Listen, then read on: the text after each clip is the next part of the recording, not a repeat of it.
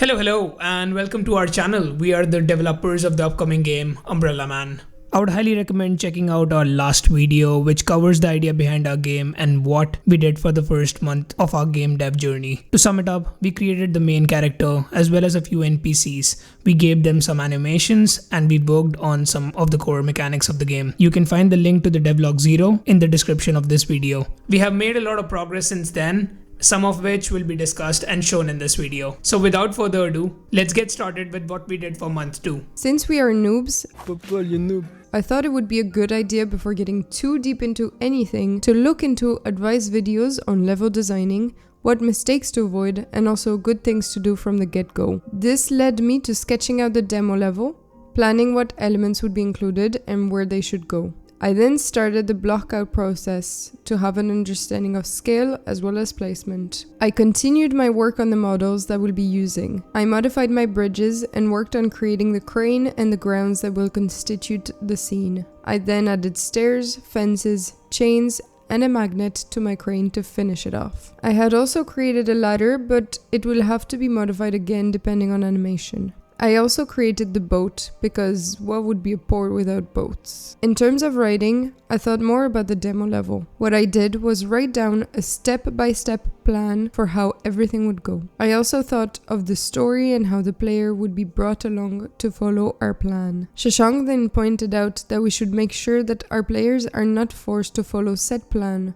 So we also brainstormed about the different options that players can have at every step of the level. I worked on new mood boards for the game, this time for clothes and nature. I looked into several aesthetics that could work, such as post-apocalyptic, steampunk, and of course nautical, since this demo level will take place around docks. This truly helped me with how I would be dressing up the characters I create. Speaking of which, I made quite a few new NPCs this month. The first thing I did was to change the color of our fish. Originally, I had just used an image to make the clothes texture. However, Shashank let me know that he would actually prefer everything to be hand painted, from characters to world objects. So I used the colors from the image I had selected and hand painted the fish outfit. And I love how it turned out, to be honest. I then had a bit of a hiccup as I tried to weight paint that fish and use Rigify on it to try and animate it myself from scratch to see if this could be ported directly to Unreal Engine 5. This was super time consuming and not really worth it, so we scratched the idea. The first character I created this month is a walrus guy. I like his jumper and his boots. He's pretty cool. I gave him colors and animated him, ready for Unreal. After the walrus, I created a frog character. Those guys are very slim and slimy and I kinda love them. They're sailors and their outfits were inspired by vintage sailor men's pictures. Just like the walrus, I colored them and gave him some animations. Speaking of which, I also worked on quite a few animations. I reworked a falling in air animation we had found for our gliding animation,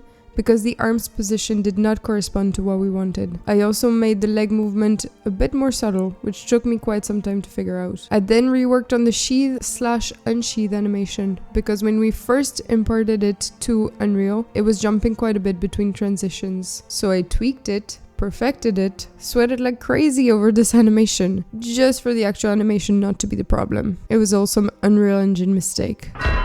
So we ended up just going with the original animation. But something that I did work on and that will be used for sure is our custom batting animation. Since our fish will be using helmets to live above water, Shashank suggested that we should have a special stealth death for them, a sort of batting animation that would break their helmet. I even added in the glass shattering. And finally, the star of the show, the air assassination animation. It is actually nearly impossible to find an air assassination animation, at least one that fits exactly what we would like to do, which is why I had to completely rework this one. I was taking it slow to make sure it looked really good, only for Shashank to realize 2 weeks later that the skeleton I was using did not have root motion, and therefore that my animations were now useless. But more on that next month. Okay, I'll take over from here. Here's what I did this month. Any umbrella weapon in the game will have 3 main features. They will allow the player to hide, fight, and glide. With this in mind, I added Mathild's animation in the game. I had to make sure that the player cannot crouch or run run in midair or attack or blend. We also had a debate on what would be the key binding for this. As for now, holding the right mouse button would activate blending. We were wondering if we should use the same button for gliding or if we should have a separate button for it. In the end, we decided to bind it to the spacebar, making it the same as jumping. Up next, as Mathil said, the animations we had for sheath and unsheath were jumping about. I realized after some time that the error was coming from Unreal and not from the animation itself. So I added a couple of notifiers to the animation montage such that the position of the umbrella and its rotation would follow the cat's hand, making the animation smoother. With this done, I started feeling that the umbrella model we were using was too plain and would deserve more work. Thus, I took the umbrella back to Blender and added the middle parts holding the fabric of the umbrella to make it look more detailed. I took Mathil's fish enemy model and his animations and added him into the game. This allowed me to add a basic stealth takedown animation which has since changed. But it was nice to see some interaction between characters for the first time. Since the basic umbrella was mainly for stealth animation and takedowns and not for combat, I now had to create a new umbrella. Enter stage left, our brand new sword umbrella. Only 99 cents in the store near you. Adding this new weapon to the game was truly a chore, as it is so different from the normal umbrella. This umbrella, when unsheathed, needs to transform into a sword. To tackle this, I created a couple of new macros and functions tasked with checking which umbrella the player has equipped and acting accordingly for blending in, gliding and attacking.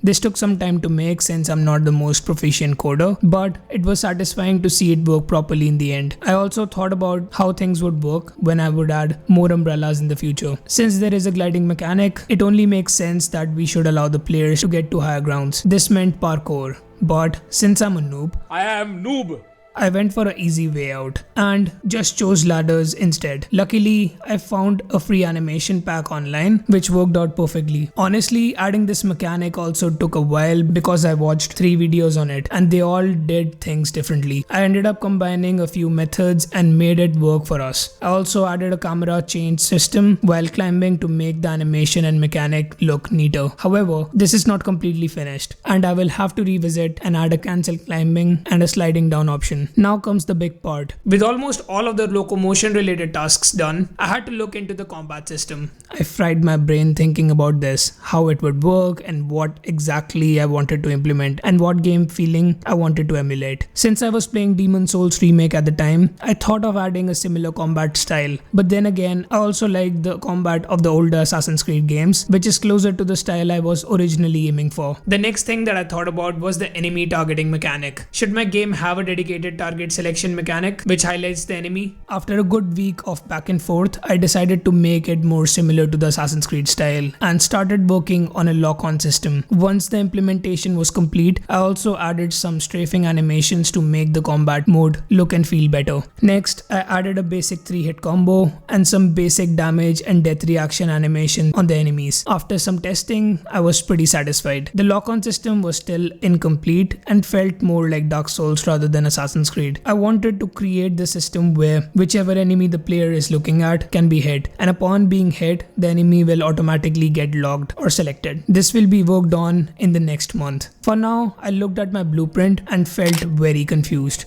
It was like a giant spaghetti maze with boxes and threads everywhere. Hence, I decided to give it all a good cleanup. Also, I saw a video around that time which talked about the use of multiple cast to functions and how it could impact the performance down the line. The cleanup was the perfect opportunity to also change my cast to functions to something else to make sure that we would not run into any problems in the future. And look how neat it looks now, which would also soon go back to its original state. So that's us for this month. This is everything that we have to say for this devlog. Once again, as of recording this, we have made even more progress and can't wait to share it with you. If you're interested in our project, you can subscribe to our channel and turn all the notifications and you won't miss anything we post. Don't forget to like this video, comment and share. And on that note, see you next time.